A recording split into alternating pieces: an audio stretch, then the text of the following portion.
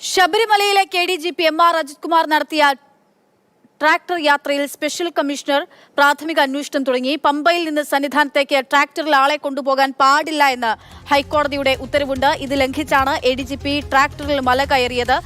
CK Abhilal വിവരങ്ങളുമായിട്ടുണ്ട്. Abhilal, ഈ MR Ajith Kumar പലതരത്തിലുള്ള പ്രശ്നങ്ങളുണ്ട്. അതിനൊടുവിലാണ് ഇപ്പോൾ ഈ ട്രാക്ടറിലുള്ള മലകയറ്റം. ഇതിലിപ്പോൾ എങ്ങനെയാണ് അന്വേഷണം?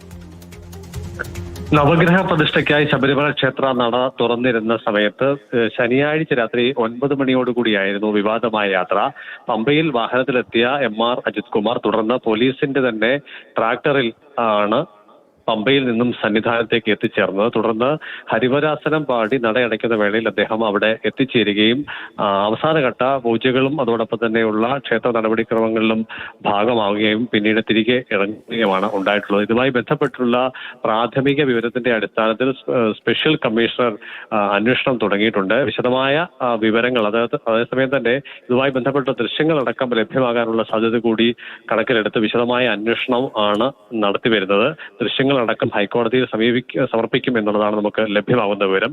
പമ്പയിൽ നിന്നും സന്നിധാനത്തേക്കും തിരിച്ചും ട്രാക്ടറിൽ ചരക്ക് നീക്കം മാത്രമാണ് ഉദ്ദേശിച്ചിട്ടുള്ളത്. അതിനപ്പുറത്തേക്ക് മറ്റാരും തന്നെ ഇത്തരത്തിലുള്ള ഗതാഗത സംവിധാനം ഉപയോഗിക്കാൻ പാടില്ല എന്നുള്ളത് ഹൈക്കോടതിയുടെ നിർദ്ദേശമാണ്. മുൻപ് ഇത്തരത്തിൽ വ്യാപകമായ തോതിൽ അയ്യപ്പ ഭക്തരും അതോടൊപ്പം ഉദ്യോഗസ്ഥരും യാത്ര ചെയ്യുന്നു എന്ന് കണക്കിലെടുത്തുകൊണ്ടാണ് ചരക്ക് നീക്കത്തിന് മാത്രമായി ട്രാക്ടർ പരിമിതിപ്പെടുത്തിയത്.